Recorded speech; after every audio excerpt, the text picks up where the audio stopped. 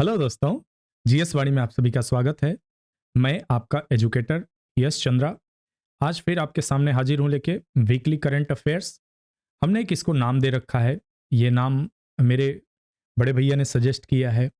वो पेशे से एडवोकेट हैं और लॉ के विशेषज्ञ हैं। तो बहुत जल्दी हम लोग हो सकता है अपने चैनल पे लॉ से रिलेटेड, जुडिशरी से रिलेटेड कुछ कोर्सेज भी लॉन्च कर सकते हैं। तो वेट करिए, अगर आप में से कोई जुडिशरी के से रिलेटेड भी हैं तो बहुत जल्दी आप सबको भी एक तोहफा मिलने वाला है। तो चलिए प्रारंभ करते हैं। यहाँ पे आज हम वीकली करंट अफेयर्स को 6 तारीख से लेके 11 तारीख के बीच की खबरों को देखने वाले हैं। बाकी की खबरों को हम तक पहुंचाने वाले हैं। सबसे बड़ी बात है कि आज कुछ चीजें हमने ऐड किया है। मैं पिछली वीडियो में ही आपको इन्फॉर्मेशन दे दिया था मैंने कि अब जो हमारी वीडियो में होंगी कुछ डिटेल ज्यादा मिलना शुरू हो जाएगी। आज जैसा कि आपको यहां सामने दिख रहा है कि करंट अफेयर्स के नीचे आप देख रहे हैं डिटेल विथ कॉन्सेप्ट। यह हमने नई एक पहल की है, एक प्रयोग है और देखते हैं यह प्रयोग कैसे रंग लाती है। क्योंकि हमारे द्वारा किया हुआ कोई भी प्रयास होगा अंततः वह आपके हित में होना चाहिए। आप अगर करंट अफेयर्स की वीडियो देख रहे हैं, बहुत सारे लोग हैं यूट्यूब पे और बहुत अच्छे अच्छे पढ़ाने वाले हैं। उनकी किसी विषय को लेकर समझ बहुत अच्छी है, वे आपको अच्छी सामग्री दे रहे हैं। इसी बात को ध्यान में रखते हुए मैंने सोचा जो मेरे पास ऑडियंस हैं उनके लिए भी हम कुछ विशेष लेके आए और ऐसी चीजें लेके आए कि अगर वो हमारे साथ हमारे चैनल पे कुछ घंटे बिता रहे हैं तो उन कुछ घंटों की प्रोडक्टिविटी हाई निकले। इस चीज को देखते हुए हमने डिटेल विथ कॉन्सेप्ट रखा है। कोई भी आपको हम यहाँ न्यूज दे रहे हैं तो और लोगों से जो हमारी न्यूज में अंतर आपको मिलेगा, पहली चीज हम जो सबसे अलग बाकी लोगों से आपको दे रहे हैं वो मैपिंग दे रहे हैं। हमारे वीडियो में आपको मैपिंग मिलेगी जो अन्य किसी वीडियो में खासकर देखने को नहीं आता, जिस स्तर का मैपिंग मैं करा रहा हूं। ठीक है। उसके अलावा डिटेल विथ कॉन्सेप्ट की अगर बात करें तो जो भी हम आपको यहां खबर बताएंगे उसके विषय में आपको पूरी तरह मास्टर बना देंगे। यानी कि अगर कोई भी संस्था आ रही है, कोई भी विषय आ रहा है तो उससे रिलेटेड उतनी जानकारी आपको मिल जाएगी कि अगर आप यूपीएससी में भी बैठ रहे हैं तो देखिए, मैं ये नहीं कह रहा हूं कि मेरी वीडियो से ही सारे करंट आने वाले हैं, लेकिन आप यूपीएससी के एग्जाम में भी अपने आप को सहज महसूस करेंगे। और बाकी अगर आप प्रोविंसेस सर्विस दे रहे हैं, एसएससी दे रहे हैं, बैंक, रेलवे, तो उसके लिए तो बिल्कुल भी आपके लिए आसान हो जाने वाला है। तो चलिए इस वीकली टाइड को हम आज प्रारंभ करते हैं। प्रयास मेरा रहना चाहिए कि आप सबको यह जो वीकली टाइड मिले वह काफी हेल्पफुल रहे एग्जाम के लिए। पहला प्रश्न है हमारा, देखते हैं कौन सा देश यूरोप में पारंपरिक सशस्त्र बलों की संधि से बाहर हो गया। Treaty on conventional armed force in Europe, इसको शॉर्ट में CAF भी बोला जाता है। आप अगर नेट पे सर्च करेंगे तो आपको CAF के नाम से भी मिलेगा। पहली बात। दूसरी बात, हम जो प्रश्न पूछते हैं उसके बाद हम आपको डिटेल बताते हैं, MCQ फॉर्म में रहता ही है। तो 3 से 4 सेकंड का हम आपको समय देते हैं, आप अपना सही उत्तर चुन लीजिए। पहला हमारा विकल्प है यहाँ पे रूस, भारत, चीन या इनमें से कोई नहीं। सही विकल्प का आप चयन कर लीजिए, फिर हम आपको इसका एक्सप्लेनेशन दे रहे हैं। हमारा सही विकल्प क्या है यहाँ पे? सही विकल्प है हमारा रूस। रूस यहां सही विकल्प। चलिए डिटेल में चलते हैं। रूस ने आधिकारिक तौर पर पारंपरिक हथियारों के इस्तेमाल को प्रतिबंधित करने वाले अंतर्राष्ट्रीय सुरक्षा समझौते से खुद को यह कहते हुए अलग कर लिया कि नाटो के विस्तार ने इस तरह के सहयोग को असंभव बना दिया। नाटो ने रूस के समझौते से बाहर निकलने के जवाब में शीत युद्ध युग की एक प्रमुख सुरक्षा संधि को औपचारिक रूप से निलंबित करने की घोषणा कर दी है। यह शीत युद्ध का काल था। एक समय द्वितीय विश्व युद्ध के बाद स्थिति आई, हथियारों की होड़ लग गई विश्व में। उस समय विश्व द्विध्रुवीय हुआ करता था। विश्व में 2 जो है सेंटर ऑफ पावर हुआ करते थे। तो ये जो है सेंटर बने हुए थे, एक तरफ आपका रूस था, या इसे कहें यूएसएसआर कहें तो बेहतर होगा, और इधर एक तरफ आपका यूएसए था। दोनों ये जो शक्ति के केंद्र बने हुए थे, इनके बीच हथियारों की होड़ मची हुई थी। हथियारों को बनाना दोस्तों, बहुत सारे देश, आज भारत के पास भी लगभग 140 के आसपास परमाणु हथियार हैं। पाकिस्तान के पास भी लगभग 150 से 160 परमाणु हथियार हैं। इन परमाणु हथियारों में, एक ही परमाणु हथियार में इतनी शक्ति है कि बहुत आसानी से दोनों देश तबाह हो सकते हैं। लेकिन ये एक डिटरेंस क्रिएट करने के लिए, एक दबाव बनाने के लिए हथियारों की संख्या दिन प्रतिदिन बढ़ती जा रही थी। उसी चीज को ध्यान में रखते हुए इस प्रकार की संधि की गई थी कि भविष्य में इस प्रकार के हथियारों के को बढ़ाने पर रोक लगे। क्योंकि अगर इस प्रकार के हथियार हैं और अगर किसी प्रकार की तकनीकी समस्या की वजह से कोई दुर्घटना हो जाती है, तो इसकी जिम्मेदारी, इसके परिणाम होंगे, पूरी मानवता को इसका भुगतान करना पड़ेगा। तो इस प्रकार की संधियां कहीं न कहीं इसे रोकने के लिए की गई थी। लेकिन रूस का कहना है कि अभी हाल ही में आपको पता होगा कि रूस के ऊपर 5,000 से अधिक प्रतिबंध लगा दिए गए हैं जब उसने यूक्रेन पर अटैक किया। तो रूस का कहना है, वह खुद को जस्टिफाई करते हुए कह रहा है कि आप अगर हम पर से प्रतिबंध नहीं लगाओगे और आप बाकी जो आसपास के देश हैं रूस के, वे क्या कर रहे हैं, वे धीरे धीरे शामिल होते जा रहे हैं नाटो की तरफ, या धीरे धीरे शिफ्ट हो रहे हैं यूएसए की तरफ अपनी सुरक्षा को लेके। तो इस बात से रूस कह रहा है कि अगर यह देखा जाए तो एक तरह से अप्रत्यक्ष रूप से नाटो का विस्तार है। तो अगर नाटो का विस्तार हो रहा है और कल नाटो हमारे दरवाजे पे आके खड़ा हो जाएगा, तो हम क्या करेंगे फिर? क्योंकि नाटो की क्या है कि थोड़ी सी बात आप समझें, नाटो क्या है, एक नॉर्थ अटलांटिक ट्रीटी है, एक समझौता है, वह सुरक्षा समझौता है। क्या है? सुरक्षा समझौता है। इसकी सुरक्षा समझौता से क्या मतलब? इसका ऐसा नियम है कि जो हमारे 31 सदस्य हैं, अगर किसी एक सदस्य देश पर भी कोई हमला करता है तो इसे पूरे सदस्य देशों पर हमला माना जाएगा और पूरे सदस्य देश मिलकर इस हमले का जवाब देंगे। तो यह है असली वजह रूस से इससे अलग होने की। नाटो के 31 सदस्यों में से अधिकांश यूरोप में पारंपरिक सशस्त्र बलों की संधि पर हस्ताक्षर किए, जिसका उद्देश्य शीत युद्ध के प्रतिद्वंदियों को आपसी सीमाओं पर या उसके निकट सेना इकट्ठा करने से रोकना था। इस पर नवंबर 1990 में हस्ताक्षर हुआ था। यह शीत युग का समय माना जाता था और इसी समय क्या हो रहा है कि 1991 में यूएसएसआर का विघटन हो जाता है। यूएसएसआर खत्म होता है, उसका उत्तराधिकारी रूस बन के निकल के आता है सामने।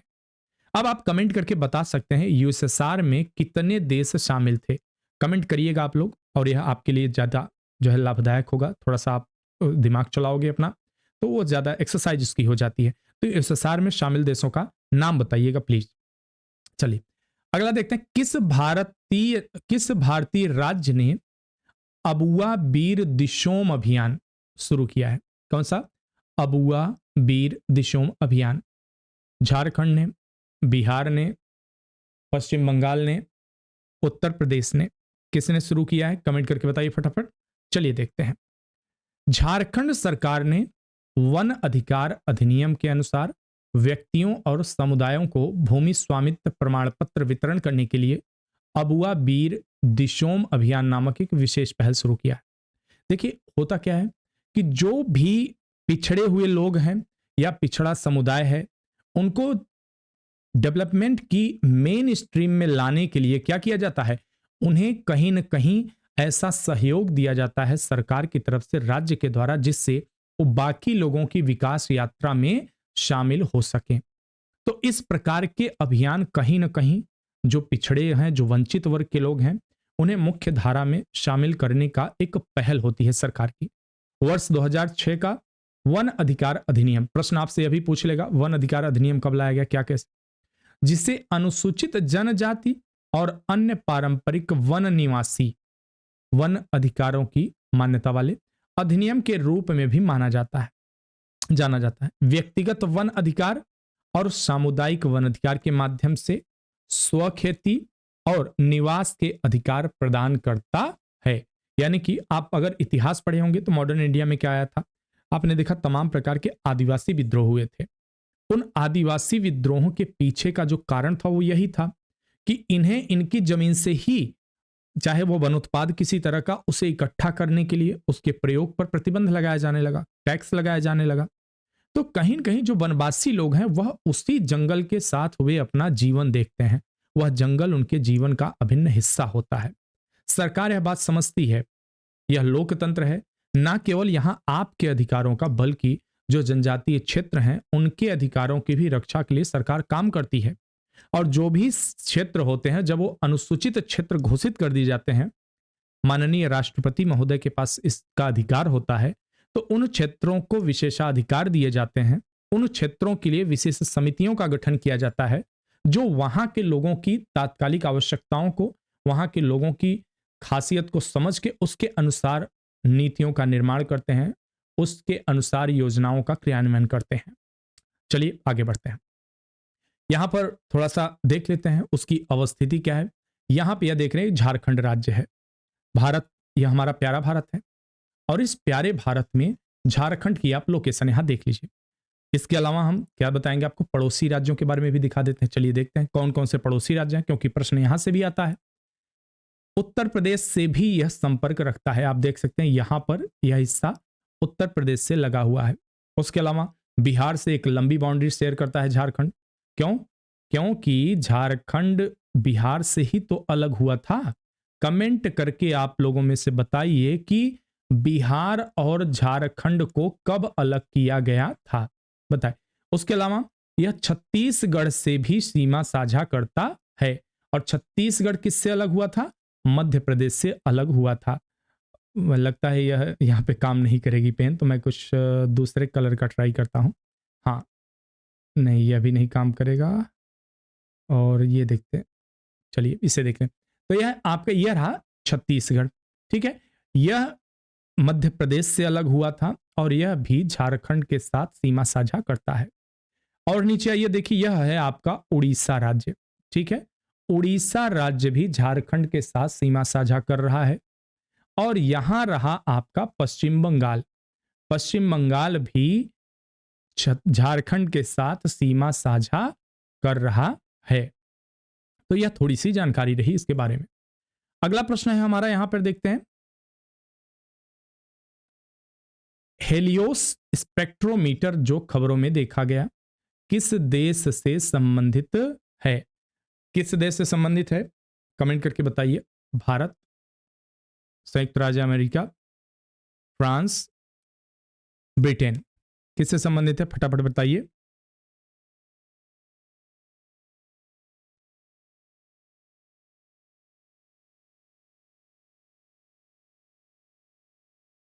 चलिए हम देखते हैं इसका सही उत्तर आप लोग अपना चुन चुके होंगे। भारत की अंतरिक्ष एजेंसी इसरो ने उल्लेख किया है कि आदित्य L1 अंतरिक्ष यान पर सवार पेलोड उच्च ऊर्जा L1 orbiting x ray spectrometer HEL1OS ने 29 अक्टूबर से शुरू होने वाली अपनी प्रारंभिक अवलोकन अवधि के दौरान सौर ज्वालाओं के आवेगपूर्ण चरण को सफलतापूर्वक कैच किया है। हेलियोस को 27 अक्टूबर 2023 को चालू किया गया था और वर्तमान में यह अपने थ्रेशोल्ड और कैलिब्रेशन संचालन को ठीक करने की प्रक्रिया में है। इसरो ने कहा कि यह उपकरण तीव्र समय और उच्च रिजोल्यूशन स्पेक्ट्रा की साथ सूर्य की उच्च ऊर्जा एक्सरे गतिविधि को निगरानी करने के लिए डिजाइन किया गया है। आप सभी को पता होगा, अभी हाल ही में सूर्य मिशन हमने लॉन्च किया है और उसमें आदित्य नाम का एक हमारे यहाँ उपग्रह छोड़ा गया है। इसरो एक परिचय के बारे में देख लेते हैं, जो हमने कुछ नया ऐड किया है। आपको हमारी वीडियो के साथ कंप्लीट इंफॉर्मेशन मिलेगी। आप हमारी वीडियो सुनने के बाद अगर कुछ भी नहीं पढ़ते हैं करंट अफेयर्स की खबरों को, तो भी आप कंप्लीट इंफॉर्मेशन कलेक्ट कर सकते हैं। पहले इसरो को भारतीय राष्ट्रीय अंतरिक्ष अनुसंधान समिति इंकोस्पार के नाम से जाना जाता था। पूछा जा सकता है पहले इसरो को किस नाम से जाना जाता था, जिसे डॉक्टर विक्रम एस साराभाई की दूरदर्शिता पर 1962 में भारत सरकार द्वारा स्थापित किया गया था। इसरो का गठन 15 अगस्त 1969 को किया गया। अंतरिक्ष प्रौद्योगिकी का उपयोग करने के लिए विस्तारित भूमिका के साथ इंकोस्पार की जगह ली। अंतरिक्ष विभाग की स्थापना हुई। 1972 में इसरो को अंतरिक्ष विभाग के तहत लाया गया। इसरो अंतरिक्ष विभाग का मुख्य उद्देश्य क्या था? विभिन्न राष्ट्रीय अंतरराष्ट्रीय आवश्यकताओं के लिए अंतरिक्ष प्रौद्योगिकी का विकास और अनुप्रयोग। इस उद्देश्य को पूरा करने के लिए इसरो ने संचार, दूरदर्शन, प्रसारण और मौसम संबंधी सेवाओं, संसाधन मॉनिटरिंग, प्रबंधन, अंतरिक्ष आधारित नौ संचालन सेवाओं के लिए प्रमुख अंतरिक्ष प्रणालियों की स्थापना की है। इसरो ने उपग्रहों को अपेक्षित कक्षाओं में स्थापित करने के लिए उपग्रह प्रक्षेपण यान PSLV और GSLV विकसित किए। इसरो का मुख्यालय कहां पे है? बंगलुरु में है। तो इतनी इंफॉर्मेशन इसरो के बारे में हमने आपको दे दी और इससे ज्यादा आपकी सामान्य परीक्षाओं में नहीं पूछा जाएगा। बाकी जब आप स्टैटिक पोर्शन पढ़ते हैं, ध्यान रखिएगा, अब कोई भी अगर करंट का क्वेश्चन पूछा जा रहा है, करंट प्लस स्टैटिक पोर्शन मिला के ही पूछा जाएगा। इसीलिए हमने इस तरह का बदलाव अपने इसमें किया है वीडियो में, क्योंकि आफ्टर ऑल जब आप वीडियो देखें तो यह केवल इंटरटेनमेंट साबित ना हो, या फिर इसीलिए ना देखें कि हाँ चलिए देख लेते हैं, बल्कि अगर आप इसको सुने तो आपकी एक कंप्लीट तैयारी हो पाए। Sorry. MSCI emerging market index पर किस देश का भार सबसे अधिक है? चीन, भारत, रूस या पाकिस्तान? किसका है सबसे ज्यादा? चीन का सबसे ज्यादा है। विश्व स्तर पर ट्रैक किए जाने वाले gauge MSCI emerging market index उभरते बाजार पर चीन का भारांश सबसे अधिक, लगभग 30%। भारत दूसरे स्थान पर है। अब सूचकांक में उसका भारांक 15.5% हो गया। आपसे केवल इतना पूछ सकता है कि MSCI में भारत का भारांक कितना है, तो आपको ध्यान रखना है 15.5% या 15.5% बताना है, जबकि ताइवान का हमसे ज्यादा है। कितना है? 15.11%। जनवरी के अंत में भारत का भारांक 12.97% से बढ़ गया है। यदि दक्षिण कोरिया उभरते बाजार से विकसित बाजार की श्रेणी में संक्रमण करता है तो भारत का वजन संभावित रूप से लगभग 18.5% तक बढ़ सकता है। तो यह आपके पास एक फैक्चुअल इंफॉर्मेशन भी हो गई, क्योंकि देखिए इनसे संबंधित आप अगर मेंस में आंसर राइटिंग कर रहे हैं तो मेंस आंसर राइटिंग में आपसे इसे आप अप्लाइड फॉर्म में यूज करेंगे, लेकिन प्रीलिम्स में तो आपसे केवल इतना पूछा जाएगा ना कि MSCI इमर्जिंग मार्केट इंडेक्स में सबसे ज्यादा भारांक किसका है, या जैसे अगर सबसे ज्यादा पूछ रहा है तो यहां क्रम में क्या आप देख रहे हैं? चीन देख रहे हैं, उसके बाद आप क्या देख रहे हैं? ताइवान देख रहे हैं, उसके बाद भारत देख रहे हैं। इस तरह 3 है, और अगर इसमें सबसे ज्यादा पूछे तो आप आसानी से बता चीन है। लेकिन अगर चीन को चीन को दिया ही ना गया हो विकल्प में, तब किसको आप बताएंगे? तब निस्संदेह आपको ताइवान को ही टिक मारना पड़ेगा। तो यह जान लीजिए कि आजकल का एक नया रूल चला है, ट्रेंड चला है कि अगर टॉप 5 कंट्री हैं तो क्या करेगा कि ऊपर के 2 कंट्री को उड़ा देगा, नीचे के 3 जो कंट्री होंगे उनमें से पूछ लेगा सर्वाधिक। तो इस तरह से भी प्रश्न के लिए आपको तैयार रहना है। अगला प्रश्न है हमारा, नासा का क्यूरियोसिटी रोवर किस खगोलीय पिंड का अध्ययन करने के लिए लॉन्च किया गया है? मंगल का, चंद्रमा का, शुक्र का या फिर सूर्य का? हाल फिलहाल में तो सूर्य को कोई और नहीं भेजा गया है, तो जाहिर सी बात है मंगल ही होना है। देखते हैं इसके बारे में। नासा के क्यूरियोसिटी रोवर ने 7 नवंबर 2023 को मंगल ग्रह पर 4000 मंगल दिवस पूरे किए। जैसे पृथ्वी पर पृथ्वी दिवस, वैसे वहां मंगल दिवस। रोवर 5 अगस्त 2022 को मंगल ग्रह के गेल क्रेटर पर उतरा। जानते हैं डेप्थ में जाके प्रश्न ऐसे भी पूछता है कि किस क्रेटर पर उतरा है, तो ध्यान रखिएगा ऐसे प्रश्न करने के लिए नहीं होते हैं, लेकिन यह है कि अगर आपको पता है तो बुराई क्या है करने में।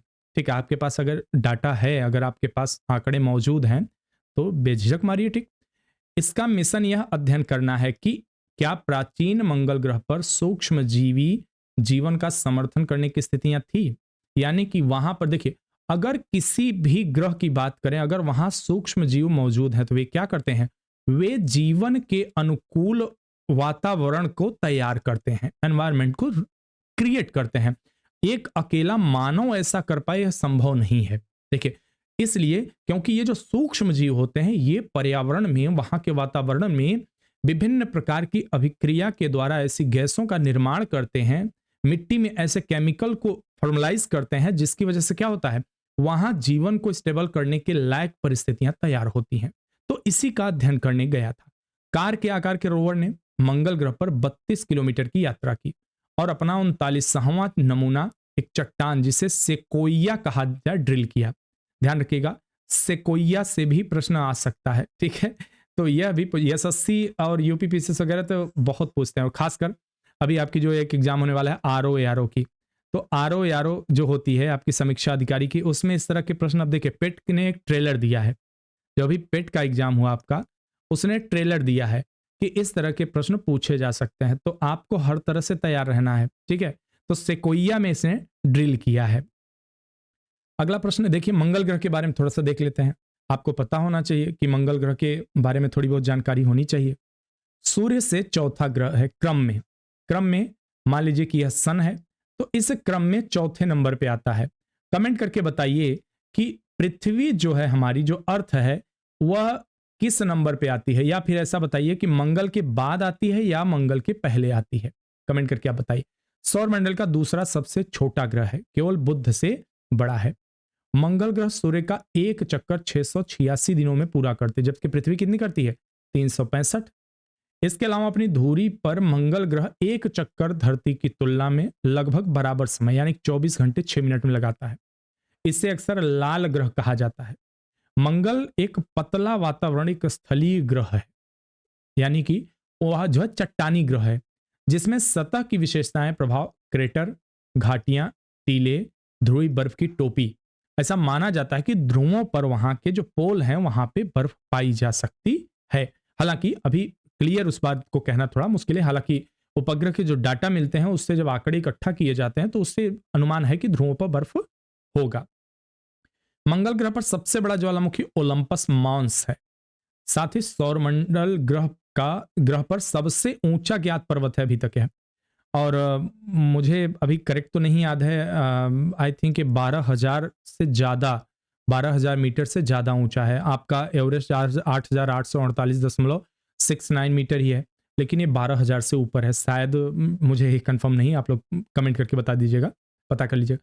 सौर मंडल के सबसे बड़े घाटियों में से एक वेलेस मेरिनेरिस भी मंगल ग्रह पर है। वेलेस मेरिनेरिस भी मंगल ग्रह पे है। मंगल के पास अपने दो छोटे और अनियमित आकार के चंद्रमा है, फोबोस और डिमोस।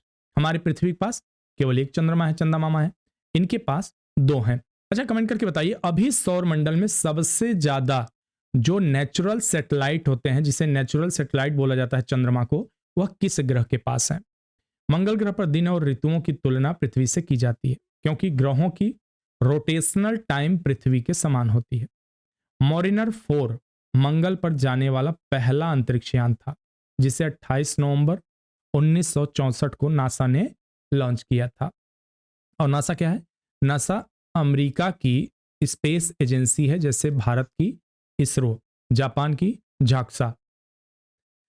यूनेस्को ने, यहां नेस्को केवल लिखा है तो मैं जोड़ दिया, यूनेस्को ने हाल ही में भारत के किस शहर को संगीत का शहर घोषित किया है? किसे घोषित किया है? वाराणसी, जयपुर, लखनऊ या फिर ग्वालियर? कमेंट करके फटाफट अपना उत्तर बता दीजिए आप। चलिए देखते हैं कौन सा है सही। ग्वालियर। ग्वालियर को संगीत शहर घोषित किया गया है। यूनेस्को द्वारा मध्य प्रदेश के ग्वालियर शहर को संस्कृति और रचनात्मकता के प्रति मजबूत प्रतिबद्धता के लिए संगीत शहर, सिटी ऑफ म्यूजिक घोषित किया गया है। यूनेस्को ने ग्वालियर शहर को यूनेस्को के क्रिएटिव सिटीज नेटवर्क में जोड़ा है। इस नेटवर्क में शामिल होने वाले 55 नए शहरों में केरल को कोझिकोड भी शामिल है। यहां कोझिकोडे लिखा है, कोझिकोड आपको मिलेगा, कोझिकोड। अब देख लेते तो थोड़ा सा यूनेस्को के बारे में क्या है। पूरा फुल फॉर्म क्या है इसका? United Nations Educational, Scientific and Cultural Organization, इसे यूनेस्को कहा जाता है। इसका पूरा नाम संयुक्त राष्ट्र शैक्षिक, हिंदी में बोल रहे हैं। यूनेस्को की स्थापना 16 नवंबर 1945 में की गई थी। ये क्या करता है? जो विश्व में विरासत स्थल हैं उनकी देखभाल करने के लिए उनको क्या करता है? कैटेगराइज करता है, उनकी लिस्टिंग जारी करता है, और कभी कभार फंडिंग भी की जाती है। हालांकि तमाम विश्व की संस्थाएं अब केवल एक तरह से कहा जाए सफेद हाथी साबित होकर रह गई हैं। कोई नहीं, चलिए अगला प्रश्न देखते हैं। Association of mutual funds in India के नए मुख्य कार्यकारी अधिकारी के रूप में किसे नियुक्त किया गया है? किसे नियुक्त किया गया है? वेंकटराव रेड्डी, राजेंद्र सिंह भल्ला, वेंकटेश नागेश्वर चलसानी या फिर उर्जित पटेल जी को। उर्जित पटेल का आपने नाम सुना ही होगा, गवर्नर भी रह चुके हैं आरबीआई के। ठीक है, तो यहां सही उत्तर क्या होगा? वेंकट नागेश्वर चलसानी। भारतीय स्टेट बैंक के पूर्व उप प्रबंधक निदेशक वेंकट नागेश्वर चलसानी को association of mutual funds in India के नए मुख्य कार्यकारी के रूप में नियुक्त किया गया। यह घोषणा एनएस वेंकटेश के कार्यकाल के अंत के बाद हुई, जिन्होंने 3 साल के लगातार 2 कार्यकाल पूरे किए। एएमएफआई की स्थापना साल 1995 में की गई थी। इसका मुख्यालय मुंबई में है। भारतीयों को देख लेते हैं एसबीआई के बारे में क्या है यहाँ पे। इस बैंक की स्थापना वर्ष 1806 में कलकत्ता के बैंक के रूप में की गई थी। 1809 में शाही चार्टर दिए जाने के बाद, चूंकि अंग्रेजों का शासन था, बैंक को बैंक ऑफ बंगाल के रूप में नामित किया गया पहली बार। उसके बाद बैंक ऑफ बॉम्बे की स्थापना हुई 1840 में, और बैंक ऑफ मद्रास की स्थापना होती है 1843 में, ठीक उसके 3 साल बाद। ऐसे 3 बैंकों को मिलाकर प्रेसिडेंसी बैंक के रूप में इसे मान्यता दी गई। वर्ष 1921 में क्या होता है कि बैंक ऑफ बंगाल और जो बाकी मद्रास और बॉम्बे रहते हैं, इनको क्या किया जाता है? मर्ज कर दिया जाता है, ठीक है, और एक नए बैंक का निर्माण किया जाता है जिसे कहा जाता है कि इंपीरियल बैंक ऑफ इंडिया। वर्ष 1955 में फिर से इसमें बदलाव किया जाता है और इंपीरियल बैंक ऑफ इंडिया को के नियंत्रण हित भारतीय रिजर्व बैंक ने ले लिए, और इसी के साथ भारतीय स्टेट बैंक अस्तित्व में आता है। तो यह एक छोटा सा रोचक इतिहास रहा, आपको पता होना चाहिए। अगला प्रश्न है, India US defence acceleration system की पहली निवेश बैठक का आयोजन कहां किया गया? चलिए फटाफट कमेंट करके बताइए। नई दिल्ली, मुंबई, वाशिंगटन डीसी या फिर बोस्टन, कहां पे किया गया? आपका सही उत्तर होगा नई दिल्ली में। India US defence acceleration system की पहली निवेशक बैठक का आयोजन नई दिल्ली में किया गया। कार्यक्रम के दौरान Indus x educational series Gurukul भी लॉन्च की गई। गुरुकुल पहल का उद्देश्य क्या है? इनोवेटर्स, स्टार्टअप्स को अमेरिका और भारत के रक्षा इकोसिस्टम में नेविगेट करने में मदद करना। इसका मतलब क्या हुआ कि जो भी रचनात्मक कार्य करने के लिए व्यक्ति आगे बढ़ रहे हैं, जो भी नए नए एंटरप्रेन्योर आ रहे हैं सामने निकल के, उनको कहीं न कहीं जो एक रक्षा उत्पाद में भारत की आत्मनिर्भरता है, जो मेक इन इंडिया की हम बात करते हैं, तो मेक इन इंडिया को कैसे बूस्ट मिलेगा? वैसे बूस्ट मिलेगा जब हमारे यहां एंटरप्रेन्योर निकल के आए और भारत में रुकें, जब हमारे यहां प्रतिभा कभी भी पैसे का मोहताज न रहे, जब हमारे यहां कोई दूर दराज क्षेत्र में भी अगर कोई प्रतिभा हो तो उसे अवसर उपलब्ध होने चाहिए।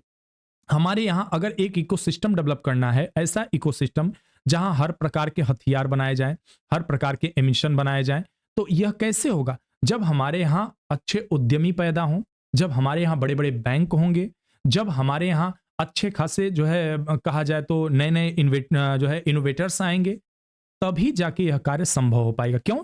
क्योंकि अगर बैंक बड़े नहीं होंगे तो फाइनेंस कौन करेगा, और अगर बड़े बड़े इन्वेस्टर्स नहीं होंगे तो इन्वेस्ट कौन करेगा उसमें, ठीक है, फैक्ट्री कौन लगाएगा, कौन आगे बढ़ेगा, और अगर इनोवेटर्स नहीं होंगे तो नए आइडिया कहां से आएंगे?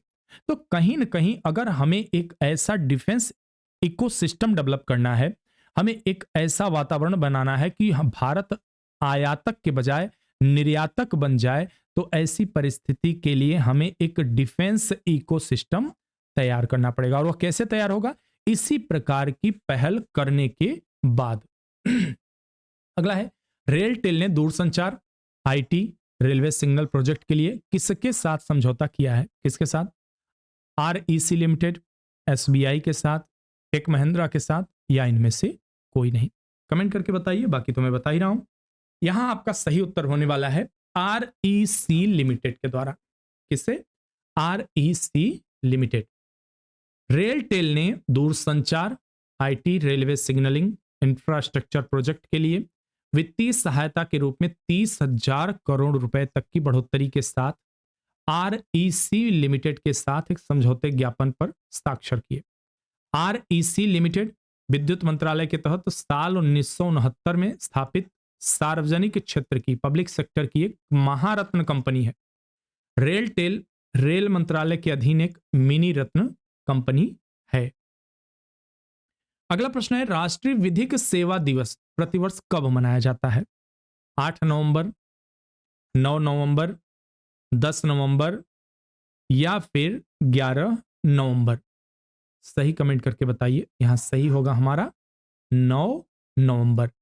भारत में प्रतिवर्ष 9 नवंबर को भारत कानूनी सेवा प्राधिकरण अधिनियम 1987 को अपनाने के लिए राष्ट्रीय विधिक सेवा दिवस नेशनल लीगल सर्विस डे मनाया जाता है, जिसे आधिकारिक तौर पर 1995 में उसी तारीख को अधिनियमित किया गया। अगला प्रश्न है, राष्ट्रीय आयुर्वेद दिवस 2023 का थीम क्या है? कमेंट करके बताइए। इस तरह के प्रश्न जरूर पूछे जाते हैं आपकी परीक्षा में। आप चाहे यूपीपीसीएस का दे रहे हो कोई परीक्षा, या आप बीपीएससी दे रहे हैं, या एमपीपीएससी दे रहे हैं, या यूकेपीएससी दे रहे हैं, या एसएससी बैंक दे रहे हैं, ऐसे प्रश्न तो आने ही आने होते हैं, बनेंगे ही बनेंगे। क्या है यहाँ पे? One health one Ayurveda, one for one Ayurveda for one health, Ayurveda for all, या हेल्थ एंड आयुर्वेद। ध्यान रखिएगा, अंग्रेजी में ही पूछ लेगा कभी कभी, हिंदी जरूरी नहीं है, बताएं। इसलिए ऐसे भी आपको तैयार रहना है। Ayurveda for one health, Ayurveda for one health theme है। भारत हर साल धन्वंतरि जयंती या धनतेरस के अवसर पर राष्ट्रीय आयुर्वेद दिवस, धन्वंतरि को आयुर्वेद का देवता माना जाता है और ये समुद्र मंथन से उत्पन्न हुए थे। इन्हीं के हाथ में जो है वो जो है अमृत था, तो ये धन के देवता भी माने जाते हैं और बहुत सारी चीजें हैं। आयुर्वेद दिवस 2023 की थीम एक स्वास्थ्य के लिए आयुर्वेद है। ठीक है, आयुर्वेद फॉर वन हेल्थ। यह पहल 2016 में आयुर्वेद को मुख्य धारा में बढ़ावा देने के उद्देश्य से शुरू की गई थी। ध्यान रखिएगा, प्रश्न यह भी पूछ सकता है कि इसे कब शुरू किया गया था, तो 2016 में। अब ऐसी कंडीशन में लोग क्या कह देते हैं कि अरे ये तो बहुत पुराना करंट पूछ लिया। बताइए, 5 साल से 6 साल पुराना करंट पूछ लिया। भाई ये पुराना नहीं है, इस चीज को आप पुराना कह रहे हैं, ये करंट में चल रहा है। मान लीजिए अगर कोई बंद हो चुकी, जैसे इंदिरा हाउसिंग योजना वगैरह है, तो बंद हो चुकी हैं, लेकिन उसको कन्वर्ट कर दिया गया, नाम बदल दिया गया है, आज भी चल रही है। तो अगर उससे पूछ ले तो उसे आप पुराना करंट नहीं कहेंगे। हाल ही में किस राज्य ने अपना 23वां जन स्थापना दिवस मनाया? 23वां स्थापना दिवस। मध्य प्रदेश ने, छत्तीसगढ़, उत्तराखंड, झारखंड। कमेंट करके बताइए फटाफट कि ऐसा किसने किया, किसने मनाया है? तो किसने अपना बर्थडे मनाया है?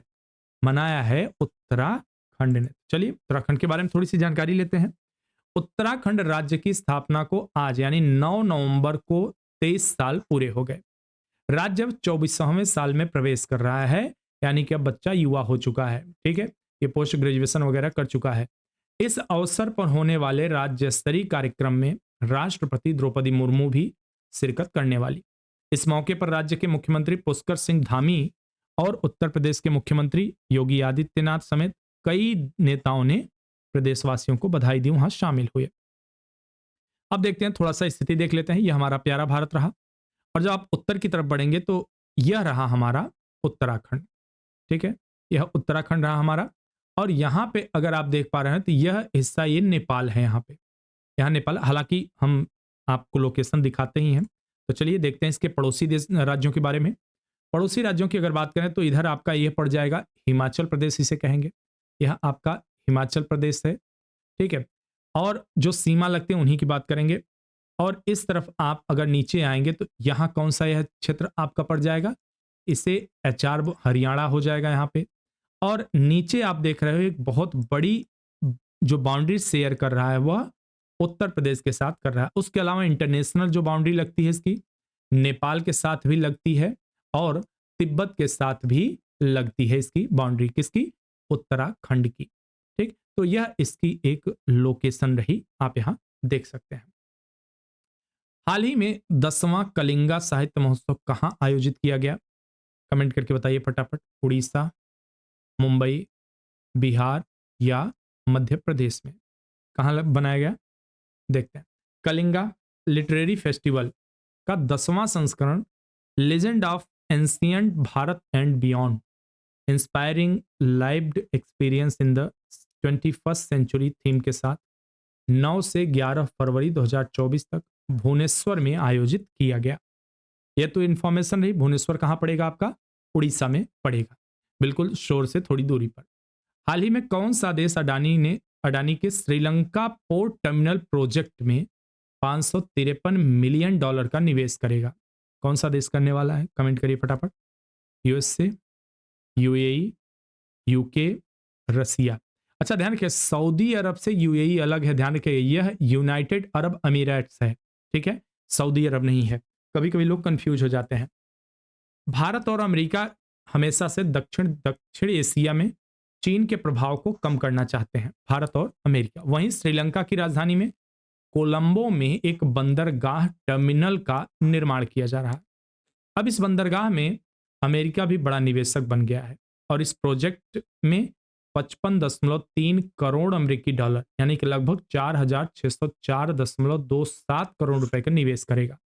आप देखेंगे विश्व में नियम रहा है, अमेरिका दादागिरी करता रहा है। जब बात एशिया की आई थी तो एक समय इसने क्या किया, एक समय इसने भारत पाकिस्तान इन सब के पीछे पड़ा रहा, तो इसने क्या किया, चाइना को सपोर्ट किया, चाइना को सपोर्ट किया और बढ़ाता रहा। किसके लिए, यूएसएसआर के लिए, यूएसएसआर के लिए चाइना के कंधे पे हाथ रखा, ठीक है ठीक है तुम जो कर रहे हो सही, हम सपोर्ट करेंगे।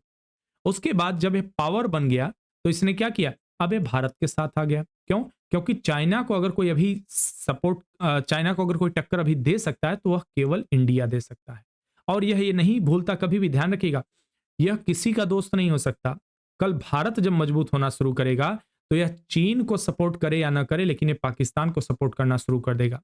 तो यह ध्यान रखिएगा, अंतरराष्ट्रीय राजनीति में ना कोई किसी का परमानेंट फ्रेंड होता है, ना किसी का परमानेंट एनिमी होता है। अपने इंटरेस्ट के अकॉर्डिंग, अपने इकोनॉमिक इंटरेस्ट, अपने फॉरेन इंटरेस्ट, अपने कभी कई प्रकार के हित को ध्यान में रखते हुए यहां संबंधों में हमेशा परिवर्तन देखने को आएगा। यह भारत के संदर्भ में भी आप देख सकते हैं। भारत ने किसी से दुश्मनी नहीं दिखाई। हमने फलस्तीन के खिलाफ अगर कोई प्रस्ताव आया तो हमने उसका सपोर्ट नहीं किया, तो दूसरी तरफ हमने फलस्तीन को सहायता सामग्री, राहत सामग्री भी भेजा है। हमने कई सारे मुद्दों पर, अभी हाल फिलहाल में वोटिंग हुई, हमने उसमें इजराइल का विरोध भी किया है।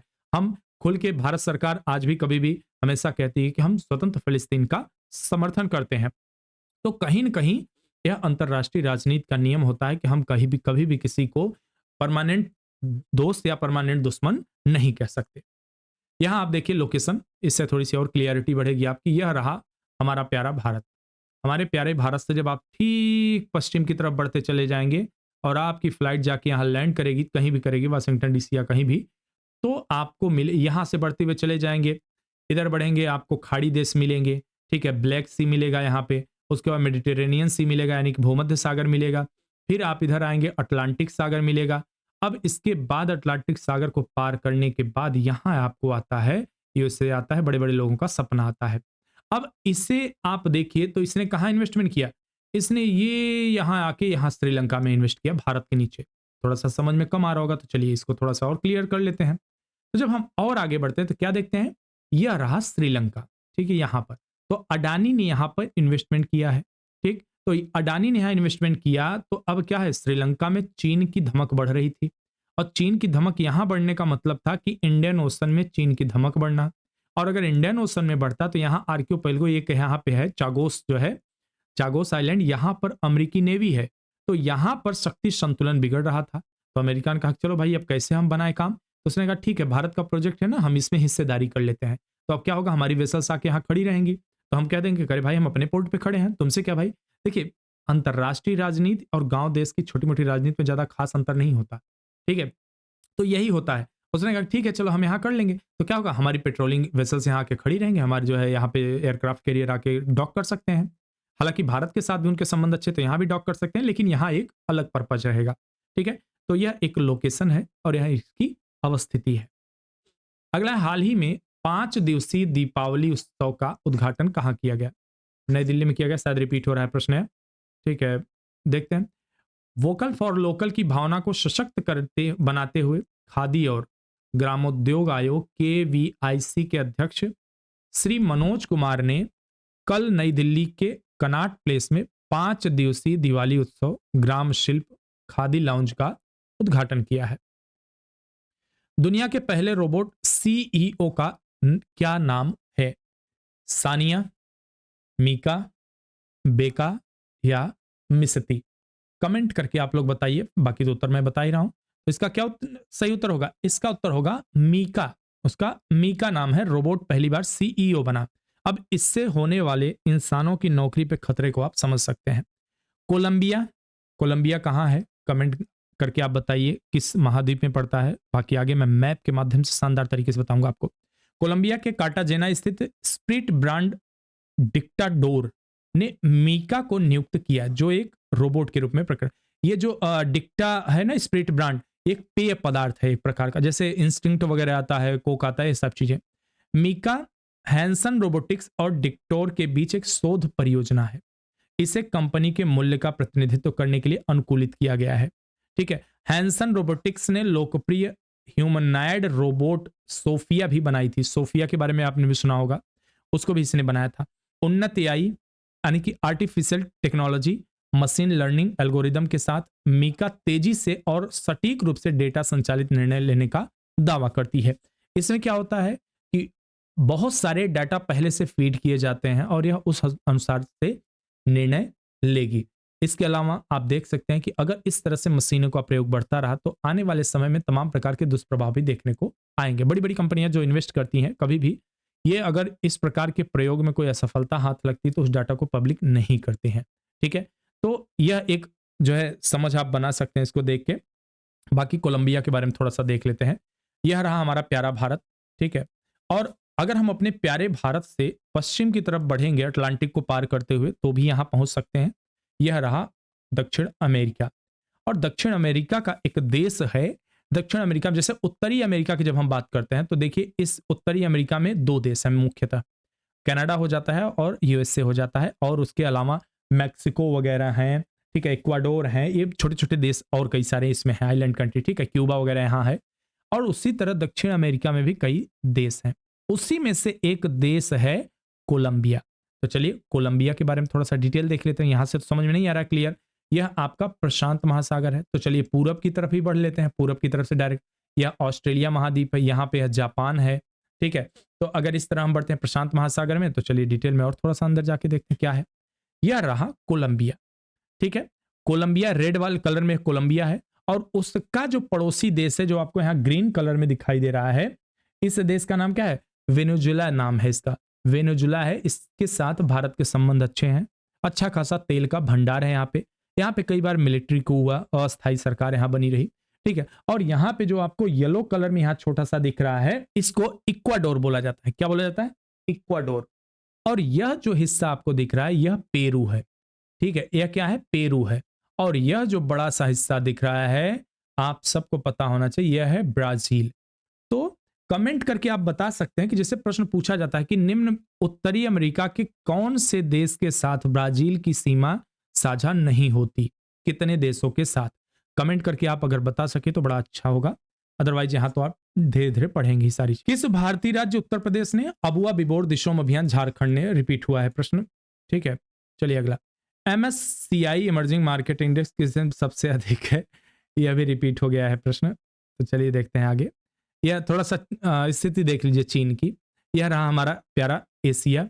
और जब हम एशिया की बात करते हैं तो आप देख सकते हैं यहाँ पर एशिया कंट्री है, यह हमारा प्यारा भारत है। और हमारे प्यारे भारत से सटा हुआ नालायक चाइना है, यहाँ पे आप देख सकते हैं। और अब जब हम चाइना को देख रहे हैं तो ताइवान भी है इसमें, इस जो है व्याख्या में था। और ताइवान के साथ कोरिया प्रायद्वीप भी था। तो हम तीनों को अब यहाँ पे डिटेल में थोड़ा देखेंगे। आप इसे देख सकते हैं। जब हम प्यारे भारत से अपने पूरब की तरफ बढ़ते हैं और उसके बाद हम अगर ऐसे चलें तो ये मलक्का स्ट्रेट है। मलक्का स्ट्रेट से बढ़ते हुए पैसिफिक ओशन में प्रवेश करते हैं तो यहाँ हम पाएंगे चाइना को। यह रेड कलर पूरा चाइना दिख रहा है। उसके अलावा यह जो हिस्सा है इसे कहते हैं ताइवान। ताइवान कहा जाता है इसे। इससे यह जो है फार्मोसा द्वीप भी कहता है पुराने समय में। ठीक है। इसका एक लंबा इतिहास है।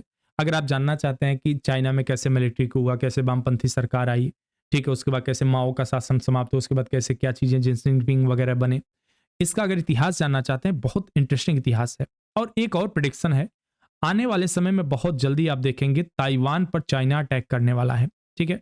चाइना ताइवान पर जरूर अटैक करेगा। इसके पीछे कई सारे दिखने में सिम्टम्स आ रहे हैं। जैसे जब रूस ने अटैक किया यूक्रेन पर तो यूएसए बहुत खास रिएक्शन नहीं दिया, हालांकि सैंक्शन वगैरह लगाए गए, उस सैंक्शन से कुछ खास नहीं बिगड़ा। अभी जब इजराइल ने अटैक किया तो इजराइल के अटैक पर भी यूएसए ने कुछ खास नहीं किया। उसके अलावा अंतरराष्ट्रीय संस्थाएं भी ज्यादातर चुप बैठी हुई हैं। ठीक है। तो इसलिए चाइना को एक सपोर्ट मिल रहा है कि हमारी तो 19 ट्रिलियन डॉलर की इकोनॉमी है, हमारा कोई क्या कर लेगा। ठीक है। और एक हमारे यहाँ कहावत है, कहते हैं यूपी में कि जबरा मारे रोवंदे वही हाल है। तो यहाँ क्या होगा कि यह पक्का अटैक करेगा और कोई कुछ भी नहीं कर पाएगा। हालांकि अमेरिका की जो यहाँ पे मिलिट्री वगैरह है, उनके यहाँ पे जो है एक्टिविटी बढ़ गई है और ये ज़्यादा इसको प्रोटेक्शन देने का प्रयास कर रहे हैं। हालांकि देखेंगे विश्व में क्या आगे होता है। उसके अलावा यह देखेंगे कोरियन प्रायद्वीप है, यहाँ पे जहाँ हमारी पेन चले, कोरियन प्रायद्वीप है, ये जो 2 कलर में दिख रहा है। तो ये जो ऊपर है यह नालायक नॉर्थ कोरिया है, जो हमेशा डराता रहता है कि हम बम मार देंगे जापान को, बम मार देंगे जापान को, यह है। और यह नीचे जो आपको हिस्सा दिख रहा है यह साउथ कोरिया है, जो एक डेमोक्रेटिक कंट्री है और एक डेवलप्ड कंट्री है काफी। तो यह हम इसके बारे में थोड़ा देख चुके। उसके बाद नीचे आएंगे, यह रेड, डार्क रेड में जो दिख रहा है आपको यहाँ मैरून कलर में, यह है आपका जापान। जापान प्रायद्वीप आपका नहीं है, उन्हीं का है, बस बता रहा हूं, ठीक है। उसके बाद यूनेस्को ने हाल में, तो फिर से रिपीट हुआ प्रश्न, आज बड़े प्रश्नों का नुकसान हो गया। हालांकि देखते हैं, चलिए भरपाई किया जाएगा। हालांकि इतनी व्याख्या हो जा रही है कि बहुत सारे प्रश्न आपके तैयार होते जा रहे हैं इससे। राष्ट्रीय कुशल पाक कला कार्यक्रम किस संस्था से संबंधित है? EECL, NTPC, TCS या भेल? कमेंट करके बताइए फटाफट। तो यह संबंधित है EECL से। ऊर्जा मंत्रालय के तहत सार्वजनिक क्षेत्र के उपक्रमों से जुड़े एक संयुक्त उद्यम एनर्जी एफिशिएंसी सर्विस लिमिटेड ने 2 अग्रणी कार्यक्रम पेश किए, जो राष्ट्रीय कुशल पाक कला कार्यक्रम और ऊर्जा कुशल प्रशंसक कार्यक्रम हैं। ये पहल भारत के खाना पकाने के तरीकों को बदलने, ऊर्जा कुशल पंखों के महत्व को रेखांकित करने का प्रयास करेंगे। मतलब जो किचन अप्लायंस होते हैं उनको कैसे एफिशिएंट बनाया जाए, इस पे काम करेंगे। इन कार्यक्रमों के हिस्से के रूप में EESL का लक्ष्य पूरे देश में ऊर्जा कुशल प्रौद्योगिकियों और प्रथाओं को बढ़ावा देना और लागू करना है। अगला प्रश्न है हमारा, India USA defence acceleration system की निवेश बैठक का आयोजन कहां किया गया? कहां पे किया गया है? किस संस्था ने 2024 एशिया प्रशांत मानव विकास रिपोर्ट जारी की है? किसने जारी किया है? कमेंट करके बताइए फटाफट। तो यह जारी किसने किया है? UNDP ने, WTO ने, UNO ने या वर्ल्ड बैंक ने? ठीक, तो कमेंट सही उत्तर क्या होगा आपका? UNDP ने। हाल ही में 2024 के एशिया प्रशांत मानव विकास रिपोर्ट UNDP द्वारा जारी की गई थी। ध्यान रखें कौन जारी करता है, भारत की स्थिति क्या है, इस सब चीजें पूछा जाता है। रिपोर्ट के अनुसार 2015-16 और 2019-21 के बीच बहुआयामी गरीबी में रहने वाली आबादी का 25 से गिरकर 15% हो गया है, यानी कि 10% की गिरावट देखी गई। रिपोर्ट में भी उल्लेख किया गया कि भारत उच्च आय और धन असमानता वाले शीर्ष देशों में उभरा है। यानी कि उच्च आय तो है लोगों की, लेकिन जो धन है वह कुछ मुट्ठी भर लोगों के हाथ में है। भारत में 2000 से 2022 के बीच प्रति व्यक्ति आय $442 से बढ़ के $2389 हो गई, जबकि महिलाएं श्रम शक्ति का केवल 23% हैं। अब सोचिए 48-49% आबादी केवल 23% काम कर रही है, तो विकास में बहुत सारे बट्टे लगने तय होते हैं, क्योंकि बराबर हिस्सेदारी कहीं न कहीं विकास को बढ़ावा देता है। अब देखते हैं UNDP के बारे में देख लें थोड़ा सा, क्योंकि अगर यहां से प्रश्न आया तो आपको मजबूत रहना है। संयुक्त राष्ट्र विकास कार्यक्रम इसको कहा जाता है, यूनाइटेड नेशन डेवलपमेंट प्रोग्राम। संयुक्त राष्ट्र का वैश्विक विकास नेटवर्क है, UNO के अंतर्गत ही यह भी है। इसकी स्थापना वर्ष 1965 में संयुक्त राष्ट्र महासभा उंगा जिसे कहा जाता है, ठीक है, उंगा कहा जाता है, सभा द्वारा हुई थी।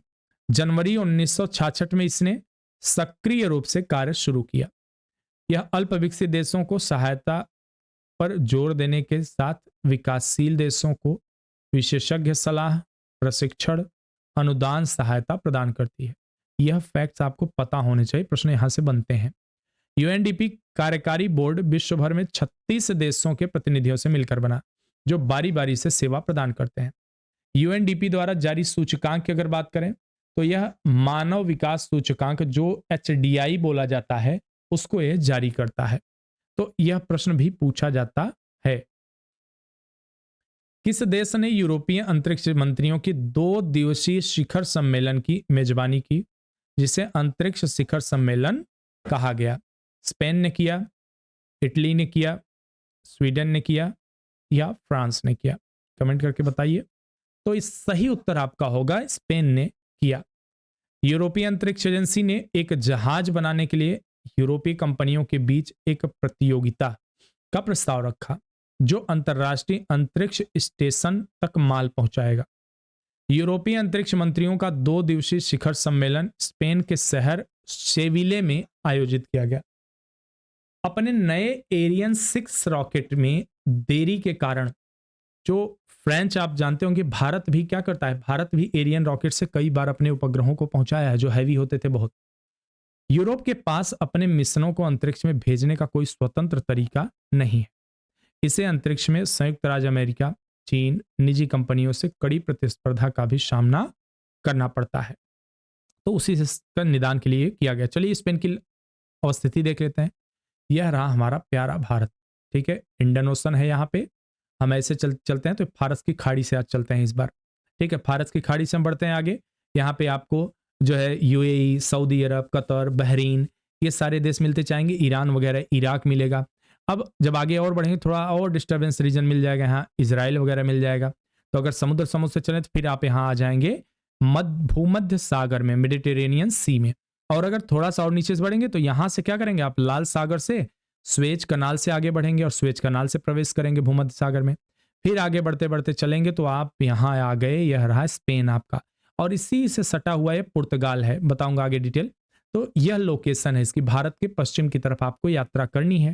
तो चलिए थोड़ा सा और जूम करके देख लेते हैं। तो जब आप देखते तो यह रहा स्पेन, ठीक है। चूंकि सीमाएं भी देखना है हमें कि उसके आसपास सीमा कौन कौन सी लगती है, ठीक है।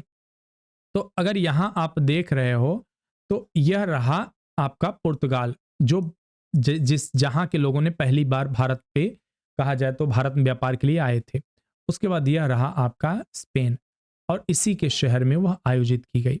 और इससे स्पेन से सीमा लगती है फ्रांस की। तो यह रहा फ्रांस, और यह आपका भूमध्य सागर है। और भूमध्य सागर ही अफ्रीका, अगर यहां दे, ये अफ्रीका महाद्वीप है, यहाँ पे नीचे की तरफ यह अफ्रीका महाद्वीप है। और अफ्रीका महाद्वीप के भी कौन से देश पड़ेंगे, यहाँ आपको सबसे पास में इसे मोरक्को पड़ेगा। यहाँ अभी जहां भूकंप है मोरक्को है। फिर इस क्रम में आगे बढ़ेंगे, अल्जीरिया है, फिर लीबिया, ट्यूनिसिया है, फिर लीबिया है, फिर इजिप्ट है। इस तरह से तटवर्ती देश हैं भूमध्य सागर से जो सीमा साझा करते हैं।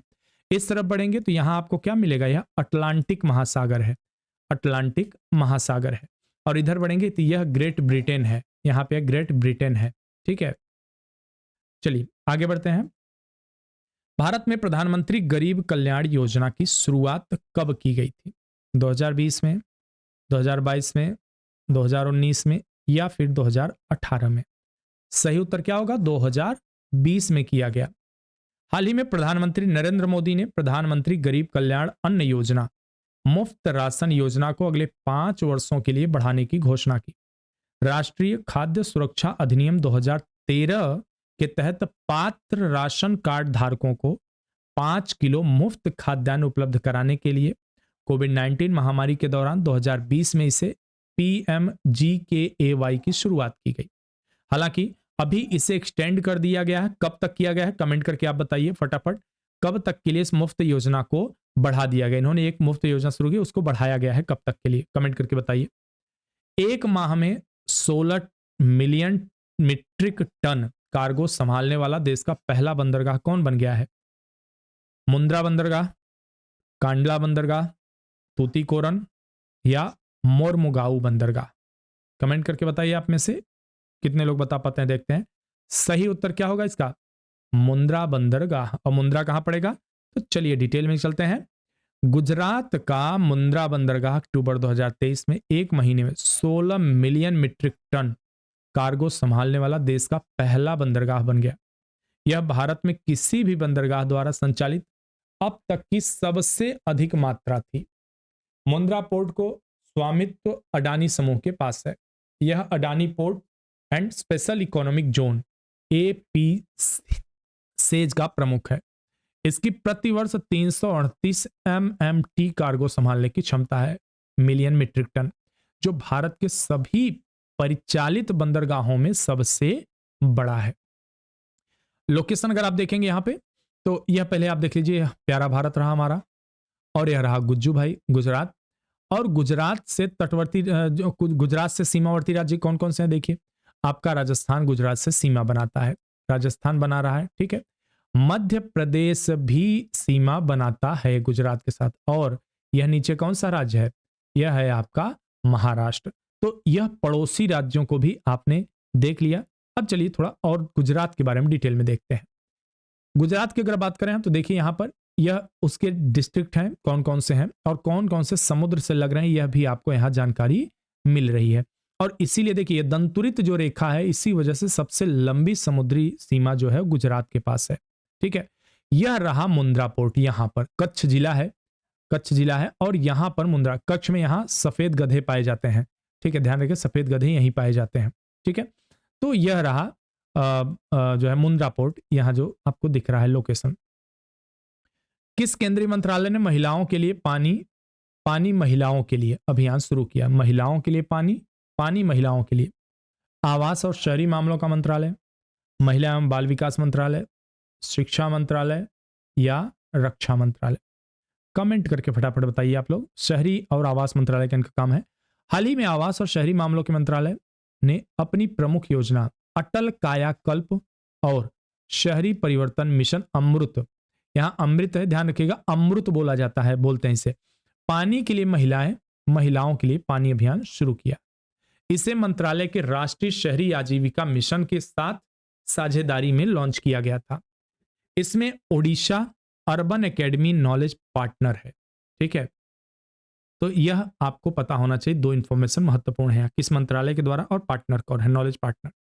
उड़ीसा के अगर लोकेशन आप देखेंगे तो इस प्यारे भारत की तरफ देखें हम तो यहाँ यह एक तटवर्ती राज्य है। इसके बारे में देखा था हमने, राज्य उड़ीसा की लोकेशन आसपास, लेकिन फिर भी जरूरी है देखना। तो यह ऊपर की तरफ अगर हम देखते हैं तो ऊपर की तरफ कौन सा राज्य हमारा आ रहा है? ऊपर की तरफ है आपका झारखंड पड़ रहा है। ठीक है, झारखंड सीमा साझा कर रहा है। इसके बगल में क्या है? वेस्ट बंगाल सीमा साझा कर रहा है। इधर क्या है आपका? इधर छत्तीसगढ़ साझा कर रहा है। नीचे की तरफ आप आ जाएंगे तो कौन सा मिलेगा? यह नीचे की तरफ आपको आंध्र प्रदेश मिल जाएगा। और यह रहा आपका उड़ीसा। ठीक है, उड़ीसा का सूर्य मंदिर उड़ीसा में ही स्थित है। यहाँ की कंधमाल हल्दी को जीआई टैग दिया गया है। ठीक है, और यहाँ पे जगन्नाथपुरी जो है यात्रा प्रसिद्ध है। ठीक है, और बहुत सारी चीजें हैं। गोवा में आयोजित राष्ट्रीय खेलों में 200 पदकों का आंकड़ा पार करने वाली पहली टीम कौन सी बनी है? महाराष्ट्र, सर्विसेज, मध्य प्रदेश, हरियाणा। सर्विसेज यहाँ गलत हो गया है। ठीक है, फिलहाल कोई भी कमेंट देख लीजिएगा। फिलहाल मैं एलिमिनेट कर दिया, तीन ही विकल्प है आपके पास। सही विकल्प क्या होगा? महाराष्ट्र। महाराष्ट्र गोवा में 37वें राष्ट्रीय खेलों में 200 पदक का आंकड़ा पार करने वाली पहली टीम बन गई। 200वां पदक मानसी मोहिते ने ट्राइथलॉन मिक्स्ड रिले में जीता, जिसमें उन्होंने गोल्ड मेडल अपने नाम किया। महाराष्ट्र ने अब तक 70 स्वर्ण सहित 203 पदक जीते। वहीं पदक तालिका में सर्विसेज की टीम दूसरे नंबर पर रही। अब ये गोवा की अगर लोकेशन आप देखिए तो जब यह प्यारे भारत को आप अपने देख रहे हैं तो जब पश्चिम घाट की तरफ बढ़ेंगे, यह रहा पश्चिम घाट और इसे कहते हैं पूर्वी घाट। ये दोनों यहां पर आके तमिलनाडु में नीलगिरी पहाड़ी के पास मिल जाते हैं। अगर हम पश्चिमी घाट की बात करें तो यहाँ के पर्वत जो हैं वो बिल्कुल सपाट हैं और ये खड़े पर्वत हैं, ऊंचे हैं, यहाँ पे ऊंचे पर्वत पाए जाते हैं। जबकि पूर्वी घाट की अगर बात करें तो यहाँ कहीं कहीं सपाट मैदान हो चुका है, नदियों ने पर्वतों को काट डाला है। ठीक है, लेकिन चूंकि पश्चिम घाट पे बहुत कम नदियां गिरती हैं, केवल भारत की दो मुख्य नदियां हैं जो पश्चिम घाट में पर यानी कि अरब सागर में गिरती हैं। यहाँ अरब सागर है, ये अरब सागर में गिरती हैं। बाकी उन दो नदियों का नाम आपको कमेंट करके बताना है, कौन सी दो नदियां हैं जो भारतीय प्रांत पश्चिम की तरफ या अरब सागर में गिरती हैं। तो यहां पर यह आपका गोवा एक जो अरब सागर से लगा हुआ है एक राज्य है, भारत का छोटा सा राज्य। इसके बारे में डिटेल देख लेते हैं, घबराइए मत कि हाँ मैप गंदा हो गया समझ नहीं आ रहा है। आगे देखिए, यह रहा गोवा। ठीक है, गोवा से जो सीमावर्ती राज्य साझा करते हैं सीमा, वो कौन सा है? पहली चीज तो आपका यह एक राज्य आता है। ठीक है, इसे क्या बोला जाता है? महाराष्ट्र। उसके बाद यह एक दूसरा और राज्य आता है नीचे, इसको क्या बोला जाता है? इसको कर्नाटका बोला जाता है। तो दो राज्य हैं जो इसको घेरे हुए हैं, बाकी यह अरब सागर से खुली सीमा एंजॉय करता है। वनडे विश्व कप इतिहास में सबसे तेज दोहरा शतक लगाने वाले बल्लेबाज कौन बने हैं? विराट कोहली, डेविड वार्नर, सूर्य कुमार यादव या ग्लेन मैक्सवेल? कौन बना है? Glenn Maxwell. ऑस्ट्रेलिया के ऑलराउंडर ग्लेन मैक्सवेल वनडे विश्व कप इतिहास में सबसे तेज दोहरा शतक लगाने वाले बल्लेबाज बन गए। अफगानिस्तान के खिलाफ खेले गए एक मैच में मैक्सवेल ने उपलब्धि हासिल की। मैक्सवेल 201 नाबाद स्कोर वनडे की दूसरी पारी में किसी भी बल्लेबाज द्वारा बनाया गया उच्चतम स्कोर भी है। मैक्सवेल पुरुष वनडे क्रिकेट में दोहरा शतक बनाने वाले पहले गैर सलामी बल्लेबाज भी बन गए हैं। अगला प्रश्न, नेशनल कोऑपरेटिव ऑर्गेनिक्स लिमिटेड के भारत ऑर्गेनिक्स ब्रांड को किसने लॉन्च किया? किसने लॉन्च किया? कमेंट करिए फटाफट। अमित शाह जी ने, राजनाथ सिंह जी ने, अनुराग ठाकुर जी ने या आर के सिंह जी ने? किसने किया बताइए फटाफट। सही उत्तर क्या होगा आपका? अमित शाह जी ने लॉन्च किया। केंद्रीय गृह मंत्री अमित शाह जी ने नवनिर्मित नेशनल कोऑपरेटिव ऑर्गेनिक्स लिमिटेड के भारत ऑर्गेनिक्स ब्रांड लॉन्च किया। साथ ही उन्होंने कहा कि यह भारत और विदेशों में सबसे भरोसेमंद ब्रांड बनकर उभरेगा। शाह ने NCOL का लोगो, वेबसाइट और ब्रोशर भी लॉन्च किया। उन्होंने 5 सहकारी समितियों को NCOL सदस्यता का प्रमाण पत्र भी दिया। यहां पर आप कमेंट करके बताइए कि गृह मंत्री तो हैं ही, इसके अलावा एक और इनको महत्वपूर्ण मंत्रालय दिया गया है। लाल टेनिस में किस खिलाड़ी ने पेरिस मास्टर्स का खिताब अपने नाम किया? पेरिस मास्टर का खिताब कौन जीता? ग्रिगोर देमित्रो, कार्लोस अल्कराज, नोवाक जोकोविच या एंडी मरे? सही विकल्प क्या होगा आपका यहाँ पे? सही विकल्प होगा नोवाक जोकोविच। स्टार टेनिस खिलाड़ी सर्बिया के नोवाक जोकोविच। सर्बिया भी जो यूरोपीय कंट्री ही है। यहाँ शायद मैंने मैप ऐड नहीं किया, अगर नहीं किया होगा तो नेक्स्ट कभी खबर आएगी ऐड कर दूंगा। 7वीं बार पेरिस मास्टर का खिताब अपने नाम कर लिया। ध्यान रखिएगा 7वीं बार। फाइनल में उन्होंने ग्रिगोर देमित्रिव को हराया। 36 वर्षीय जोकोविच ने टूर्नामेंट में सबसे उम्र दराज चैंपियंस के रूप में अपने ही रिकॉर्ड को पीछे छोड़ दिया। जोकोविच का यह 40वां मास्टर्स 1000 खिताब था। कमाल की बात। किस राज्य सरकार ने हाल ही में प्रोजेक्ट डॉल्फिन को लागू करने का आदेश जारी किया? किसने? महाराष्ट्र, बिहार, मध्य प्रदेश या फिर तमिलनाडु? सही कमेंट करके बताइए फटाफट। देखते हैं क्या है यहाँ पे। तमिलनाडु आपका सही उत्तर होगा। तमिलनाडु सरकार ने भारत सरकार के वन्य जीव आवास कार्यक्रम के एकीकृत विकास के तहत प्रोजेक्ट डॉल्फिन को लागू करने का आदेश जारी किया। 2023-24 के दौरान 8.13 करोड़ रुपए की लागत से लागू किया जाएगा। इसके तहत 60% राशि केंद्र सरकार देगी। 60-40 का रेशियो होगा। ठीक है, आप समझ सकते हैं इसे इस तरह। यह रहा हमारा प्यारा भारत। और इस भारत के जब हम दक्षिण की तरफ बढ़ते हैं, प्रायद्वीपीय भारत की बात करते हैं। प्रायद्वीप का अर्थ क्या होता है? जो स्थलखंड 3 तरफ से समुद्र से घिरा हो उसे प्रायद्वीप कहा जाता है। तो यह राज्य रहा तमिलनाडु। डिटेल देखते हैं कौन से राज्य इसके सीमा साझा करते हैं, क्या कैसे। तो आंध्र प्रदेश के साथ भी यह सीमा बनाता है और इधर आपका कर्नाटका के साथ भी सीमा बनाता है और यह केरल के साथ भी सीमा साझा करता है। तो यह तमिलनाडु की एक लोकेशन हुई। नाटो ने शीत युद्ध सुरक्षा संधि को औपचारिक रूप से निलंबित कर दिया। नाटो का मुख्यालय कहां है? पेरिस, बर्लिन, लंदन या ब्रुसेल्स? कमेंट करके बताइए फटाफट। चलिए देखते हैं। नॉर्थ अटलांटिक ट्रीटी ऑर्गेनाइजेशन, जिसे नाटो कहा जाता है, हाल ही में शीत युद्ध की सुरक्षा संधि cold war era security treaty को औपचारिक रूप से निलंबित करने की घोषणा कर दी। नाटो के 31 सहयोगियों में से अधिकांश ने 1990 में यूरोप में पारंपरिक सशस्त्र बलों की संधि पर हस्ताक्षर किए थे। नाटो की स्थापना 4 अप्रैल 1949 को की गई। इसका मुख्यालय ब्रुसेल्स, बेल्जियम में है। और बेल्जियम कहाँ है? यूरोप में है। बाकी तो हम बता ही रहे हैं। यह देखिए यहां पर केवल हमने जो है यूरोप के मैप को यहाँ ऐड किया है। तो यहाँ हमारा प्यारा भारत है, कहीं आप यहाँ देख सकते हैं। ठीक है, इस तरह मान के चलिए। इधर से जब हम बढ़ते हैं तो यह मेडिटेरेनियन सी है, यह भूमध्य सागर है। ठीक है, भूमध्य सागर है। यहाँ पर यह रूस है और उसके अलावा यूरोप में एक कंट्री है, यह रहा जिसे कहा जाएगा, नहीं हालांकि ये जर्मनी है। मैंने यहाँ ब्रुसेल्स, ये छोटा सा हिस्सा, ये ब्रुसेल्स है। ठीक है, ये बेल्जियम है और इसी में एक शहर है ब्रुसेल्स। चलिए डिटेल देख लेते हैं। यहां अगर बढ़ते हैं तो यह जो येलो कलर, ये जो येलो कलर दिख रहा है, यह आपका यही है बेल्जियम और बेल्जियम यही है ब्रुसेल्स है। ठीक है, और यह जैसा कि मैंने अभी आपको जर्मनी बताया, यह जर्मनी हो गया और यहाँ पे यह फ्रांस हो गया, यह स्पेन हो गया, यहाँ जो है पुर्तगाल हो गया।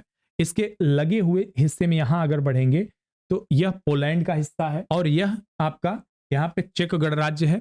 ठीक है, तो यह इसके सीमावर्ती राज्य। और एक छोटा सा यहाँ ब्लू कलर का आपको दिख रहा होगा, देख रहे हैं आप, बहुत छोटा सा हिस्सा आपको दिख रहा है, इसको कमेंट करके आपको बताना, इसको कमेंट करके आपको बताना है जो ब्लू वाला है ये क्या है। ठीक है, इस देश का अगर नाम आपने बता दिया तो मैं मानूंगा कि आपकी तैयारी अच्छी चल रही है। इस छोटे से देश का नाम, बाकी आपको पता होगा कि यहां पर यह इस तरफ अटलांटिक ओशन है, यहाँ पे भूमध्य सागर है, यह इटली है। ठीक है, तो बस इतना काफी है यहाँ के लिए। कृषि एवं किसान कल्याण विभाग ने किसके साथ मिलकर कृषि 24x7 प्लेटफॉर्म को विकसित किया? किसके साथ मिलकर? Tech Mahindra, TCS, Wadhwani institute और नीति आयोग ने किसके साथ मिलकर किया? कमेंट करिए फटाफट। वाधवानी इंस्टीट्यूट के साथ कृषि एवं किसान कल्याण विभाग ने समझौता किया। कृषि एवं कल्याण विभाग ने Wadhwani institute for artificial intelligence के साथ मिलकर कृषि 24x7 प्लेटफॉर्म को विकसित किया। यह google.org की सहायता से चलने वाला स्वचलित पहला आर्टिफिशियल इंटेलिजेंसी प्लेटफॉर्म है। यह प्लेटफॉर्म कई भाषाओं में समाचार लेखों को स्कैन करता है और उनका अंग्रेजी में अनुवाद करता है।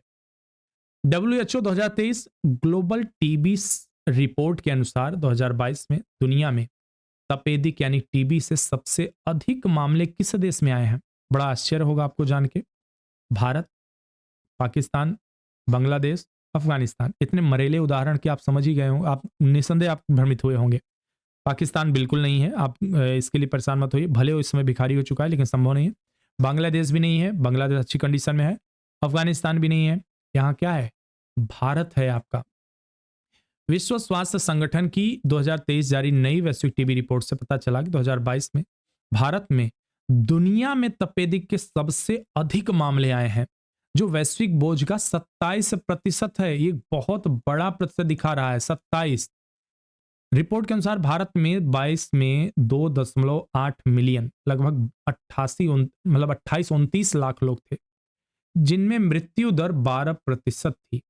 जबकि आज भी आप देखोगे तो बहुत सारी फ्री दवाइयां मिल रही हैं, इवन उन्हें कुछ पैसे भी मिलते हैं कुछ राज्य सरकार के द्वारा।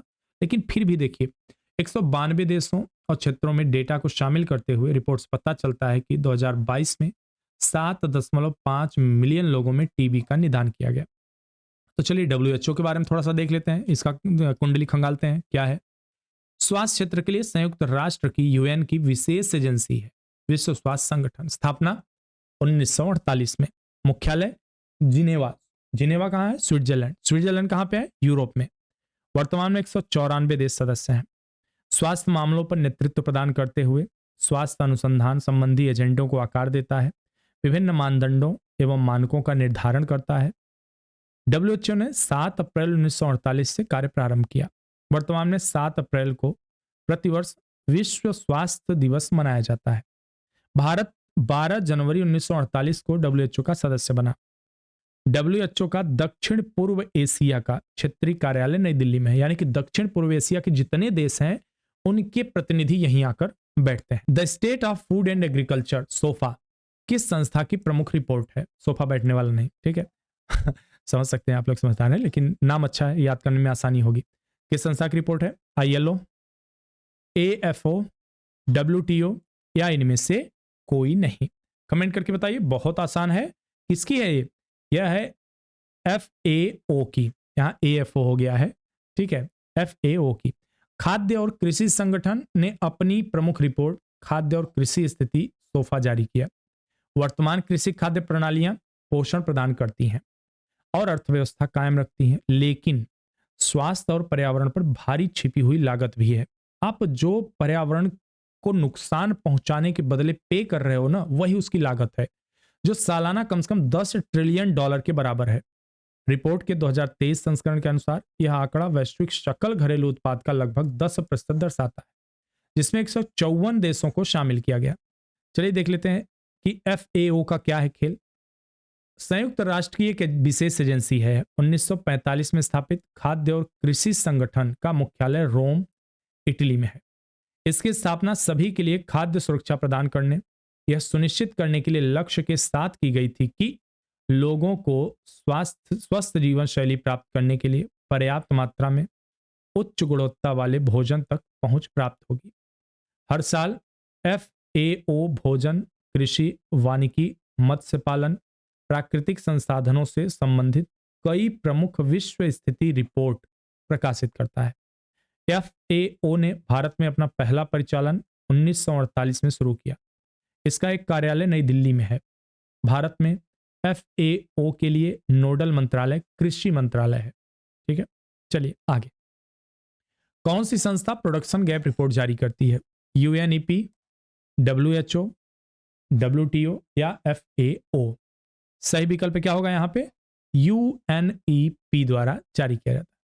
संयुक्त राष्ट्र पर्यावरण कार्यक्रम की उत्पादन अंतर रिपोर्ट COP28 जलवायु सम्मेलन की प्रत्याशा में जारी की गई।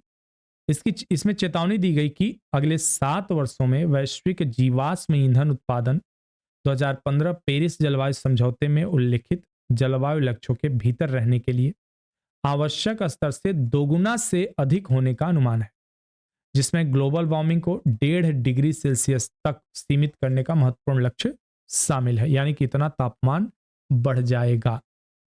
UNEP के बारे में देख लेते हैं थोड़ा सा। एक अंतरराष्ट्रीय पर्यावरण प्राधिकरण है जो वैश्विक पर्यावरण एजेंडा स्थापित करने, संयुक्त राष्ट्र सतत विकास कार्यक्रम के पर्यावरण आयाम के कुशल कार्यान्वयन को बढ़ावा देने में लगा हुआ है। वर्ष 1960 और 70 के दशक में प्रदूषण के स्तर ने अंतरराष्ट्रीय नेतृत्व को अंतरराष्ट्रीय श्रम संगठन ILO, विश्व स्वास्थ्य संगठन आदि जैसे पर्यावरणीय चिंताओं के लिए कानून और नियम बनाने के बारे में सोचने के लिए प्रेरित किया। इन चिंताओं को 1972 में मानव पर्यावरण पर संयुक्त राष्ट्र सम्मेलन, जिसे स्टॉकहोम सम्मेलन के रूप में भी जाना जाता है, संबोधित किया गया। सम्मेलन ने स्टॉकहोम घोषणा को अपनाने का नेतृत्व किया। सम्मेलन के परिणाम स्वरूप इन चिंताओं के एक प्रबंधन निकाय का गठन हुआ, जिसे बाद में संयुक्त राष्ट्र पर्यावरण कार्यक्रम कहा गया। नैरोबी में मुख्यालय है। नैरोबी कहाँ है? केन्या। और केन्या कहाँ है? अफ्रीका में। यूनेप का एक नेतृत्व एक कार्यकारी निदेशक करता है। भारत में UNEP यूनेप आप पढ़ सकते हैं कि उपस्थिति 2016 में नई दिल्ली में कार्यालय शुरू हुई। यूनेप के साथ भारत की बातचीत के लिए नोडल एजेंसी भारत सरकार पर्यावरण, वन एवं जलवायु परिवर्तन मंत्रालय है। अगला प्रश्न हमारा, नेशनल कोऑपरेटिव ऑर्गेनिक्स लिमिटेड के हाल ही में लॉन्च किए गए ब्रांड का नाम क्या है? वही प्रश्न रिपीट हुआ है, दूसरे तरीके से पूछा गया। भारत ऑर्गेनिक्स। और किसने लॉन्च किया, क्या, कैसे, आप देख सकते हैं। अमित शाह जी ने लॉन्च किया national cooperative Organics limited NCOL Bharat Organics brand को। दिसंबर 23 तक बाजार में इसके 20 उत्पाद होंगे। NOCL किसी भी फसल के न्यूनतम समर्थन मूल्य, जिसे आप MSP कहते हैं, अर्जित लाभ का 50% सीधे किसानों को बैंक खाते में डालेगा, जबकि बाकी हिस्सा संगठन के विकास के लिए उपयोग किया जाएगा। विशेष आहरण अधिकारों का कोटा। आहरण मतलब क्या होता है? आप जानते हैं, विड्रॉ करने जाते हैं ना, पैसा निकालने बैंक से, तो वही जो समाचारों में दिख रहा है किस संस्था से संबंधित है, इसमें संशोधन किया गया। ठीक है, यहाँ कोष होगा अंतरराष्ट्रीय मुद्रा कोष, विश्व बैंक, ADB या ब्रिक्स बैंक। किसमें है? यह अंतरराष्ट्रीय मुद्रा कोष में। अंतरराष्ट्रीय मुद्रा कोष, जिसे IMF कहा जाता है, इंटरनेशनल मॉनेटरी फंड, कार्यकारी बोर्ड ने सदस्यों को उनके मौजूदा कोटे के अनुपात में आवंटित कोटा में 50% की वृद्धि करने के प्रस्ताव को मंजूरी दे दी। कोटा की 16वीं सामान्य समीक्षा के समापन के हिस्से के रूप में अब इस प्रस्ताव पर बोर्ड ऑफ गवर्नर्स द्वारा विचार किया जाएगा। इसे प्रभावी बनाया जाएगा। वर्तमान में भारत के पास विशेष आहरण अधिकार का कोटा 13,114.4 मिलियन है, जो प्रतिशत के हिसाब से 2.75% है, जो इसे IMF में 8वां सबसे बड़ा कोटा धारक बनाता है। हालांकि चीन का हमसे अधिक है। अब IMF के बारे में थोड़ा सा देखते हैं तो 1944 में ब्रेटन वुड्स सम्मेलन, एक सम्मेलन हुआ था ब्रेटन वुड्स नामक स्थान पे, वहां शुरू किया गया। IMF 27 दिसंबर 1945 को अस्तित्व में आया। आज यह एक अंतर्राष्ट्रीय संगठन है। इसमें 189 सदस्य देश हैं, 189। वाशिंगटन DC में मुख्यालय है। IMF वैश्विक मौद्रिक सहयोग को बढ़ावा देना, वित्तीय स्थिरता हासिल करने, दुनिया भर में अंतर्राष्ट्रीय व्यापार, रोजगार, आर्थिक विकास को सुविधाजनक बनाने और बढ़ावा देने पर केंद्रित है। IMF संयुक्त राष्ट्र की एक विशेष एजेंसी। प्रश्न ऐसे भी बनता है कि इसका संयुक्त राष्ट्र की एजेंसी है, उपागम है, अंग है, ऐसे भी पूछते हैं। भारत IMF का संस्थापक सदस्य देश है। भारत के केंद्रीय वित्त मंत्री आईएमएफ के बोर्ड ऑफ गवर्नर्स में पदेन गवर्नर होते हैं। ध्यान रखिएगा, जो भी केंद्रीय वित्त मंत्री होगा वह आईएमएफ में स्वयं ही गवर्नर हो जाता है। भारत के लिए वैकल्पिक गवर्नर आरबीआई का गवर्नर होता है। मान लीजिए कि ये नहीं उपलब्ध है तो क्या होगा, जो आरबीआई के गवर्नर होंगे वे वहां पे रिप्रेजेंट करेंगे। भारत को संगठन में 8वां सबसे बड़ा कोटा धारक देश बनाता है। इस प्रकार से भारत का वोटिंग अधिकार मौजूदा 2.3% से बढ़कर 2.63% हो गया। अब आप मत सोचिएगा कि यह पॉइंट में बढ़ने का क्या हो गया, बहुत बड़ा असर पड़ता है। चीन का वोटिंग अधिकार 3.8% से बढ़कर 6.8% हो गया। अब कहेंगे भारत का इतना, इसका इतना क्यों? चीन की इकोनॉमी लगभग 19 ट्रिलियन डॉलर की है, भारत की इकोनॉमी लगभग 3.9 ट्रिलियन डॉलर की है। परसेंटेज अंतर समझ लीजिए, इसीलिए दिया जाता है। कुल मिला के जिसका जितना बड़ा कद है उसको मिला है स्थान। अपार जो खबरों में देखी गई किस क्षेत्र से संबंधित एक रजिस्ट्री है? शैक्षणिक, सामाजिक, आर्थिक या बाल विकास? वर्तनीय शुद्धि है यहाँ पे, ठीक। तो किससे है? शैक्षणिक से संबंधित है। अपार automated permanent academic account registry का संक्षिप्त रूप है। भारत में कम उम्र के सभी छात्रों के लिए डिजाइन की गई एक विशेष पहचान प्रणाली है। कार्यक्रम के तहत प्रत्येक छात्र को आजीवन एपीएआर आईडी प्राप्त होगी, जो छात्रों, स्कूलों और सरकारी अधिकारियों के लिए पूर्व प्राथमिक शिक्षा से उच्च शिक्षा तक शैक्षणिक प्रगति पर नजर रखने की प्रक्रिया को सुव्यवस्थित करेगी। यह पहल one nation one student ID का कार्यक्रम का हिस्सा है, जो 2020 की राष्ट्रीय शिक्षा नीति से लिया गया। इसमें क्या होगा, जैसे अभी आप डिजी लॉकर है, डिजी लॉकर में आप कोई चीज अपलोड कर देते हैं अपने डॉक्यूमेंट्स, कहीं जाके आप डॉक्यूमेंट्स फोन में डाउनलोड करके दिखा सकते हैं या ऑनलाइन सबमिट कर सकते हैं, तो उसी तरह से यह उसी का एक हिस्सा है। भारत ने किस देश की नौसेना के साथ बोंगो सागर 2023 और कॉर्पैट अभ्यास किया है? बांग्लादेश, म्यांमार, श्रीलंका या इनमें से कोई नहीं। अब नाम से भी थोड़ा सा आप गेस कर सकते हैं, जब बोंगो है तो बंगाल ही होगा। द्विपक्षीय अभ्यास बोंगो सागर 2023 का चौथा संस्करण और भारतीय और बांग्लादेश नौसेनाओं के बीच समन्वित गश्ती कॉर्पेट का 5वां संस्करण बंगाल की उत्तरी खाड़ी में हुआ। इस अभ्यास के दौरान दोनों नौसेनाओं के जहाजों, विमानों ने संयुक्त रूप से अंतर्राष्ट्रीय समुद्री सीमा रेखा पर गश्त की और अंतर संचालनीयता को बढ़ावा देने के लिए समुद्री अभ्यास में लगे रहे।